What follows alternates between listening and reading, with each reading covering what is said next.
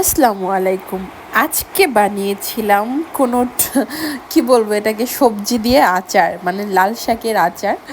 তো এটা হচ্ছে আমি এক্সপেরিমেন্ট করতে গিয়েছিলাম, বাট এটা যে এত বেশি ইয়ামি হবে আমি কল্পনাও করিনি। তো পুরো রেসিপিটা হচ্ছে আমি আমার ইউটিউব চ্যানেলে আপলোড করে দিব, আপনারা চাইলে দেখে নিতে পারেন খুবই সহজে। এটাকে আপনারা 1.5 থেকে 2 মাসের মতো নর্মাল ফ্রিজে বা নর্মালে রেখেও হচ্ছে আপনারা এমনি জাস্ট এমনি রেখে, যাদের ফ্রিজ নেই তারা এমনি রেখেও হচ্ছে খেতে পারবেন। লাল শাক কিন্তু ভালোই লাগে খেতে। আর আমি এখানে 2আটি শাক দিয়ে আচার বানিয়েছি, যা প্রায় 2 মাস অনায়াসে খাওয়া যাবে।